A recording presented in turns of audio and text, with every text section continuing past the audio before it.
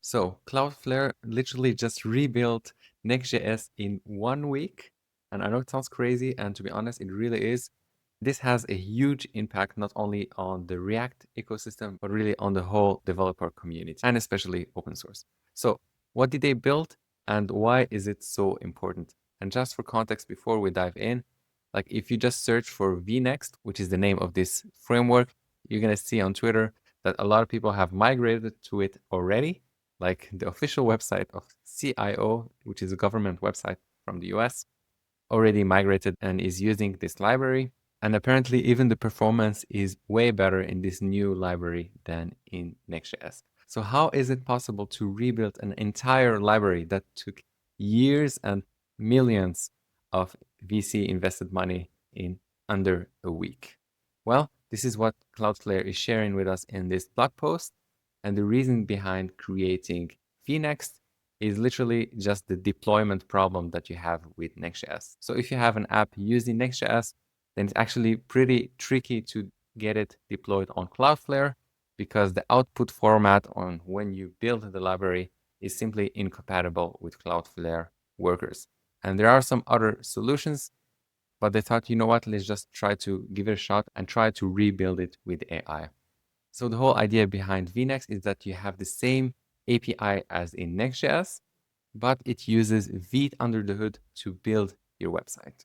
And you should simply replace Next with Vnext throughout your application, and that should be it. This should allow you to build your application using Vite. And you're probably wondering, how could they actually pull this off? And for that, Daniel Saywitz wrote an article called Tests Are the New Moat. And here he explains how they were able to recreate a whole library using their open source test files. And this is actually the key. And I would highly recommend reading the whole article. I'm going to put a link to it in the description, but here's the gist of it. So historically speaking, it used to take years to create software. We're talking about incremental changes. And of course, because you have existing users and APIs, you have to be backwards compatible. And you have to always keep that in mind where you are expanding your software. And in order to do that, the only way to be stable and make sure that your software keeps working the same way as before is to have tests. And if you think about it, tests are just another form of requirements engineering or requirements.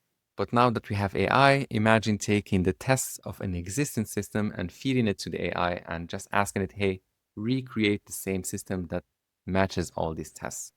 And this is actually where the magic happens, because if you try to build a system where you have all the requirements at once, then it's actually really easy, especially for AI. You don't have all these design decisions that, or these historical decisions that are dragging you down that you made years ago. You don't have to be backwards compatible. You can literally start from scratch and also make better architectural choices. And this is exactly what happened here. Now, one thing that is really interesting is that apparently SQLite already saw this coming, and they have also closed sourced their test suite, which is really interesting. And this means that all the companies that are open source are right now starting to wonder, is it actually problematic that not only our code is open source, but our test suite is open source? And SQLite decided that actually maybe it is better to just keep the tests closed source while leaving the rest of the code basically openly available. Apparently the numbers are way better. It's just way faster than Next.js. But at the end of the day, we are dealing with a very experimental library. So this is not stable at all. I would not recommend actually making this switch at all. If you want to go the Vite way, I would actually recommend just checking out Start, which is another React library built from the ground up based on Vitest under the hood. It's really developer friendly. And if you want to make a switch, I would actually recommending to go with Start. I'm actually also working on a course for Start. Check it out in learntanstack.com. And in the course, we go through literally every feature of the library using real use cases. So it's going to be problem, solution based. If that sounds interesting to you, check it out. And if you don't want to miss this kind of news, also check out my free newsletter, tanstackweekly.com, where I share on a weekly basis everything that happened in the JavaScript world, but with a strong focus on Tanstack Start and the React world. Thanks again for watching and see you in the next video. Ciao.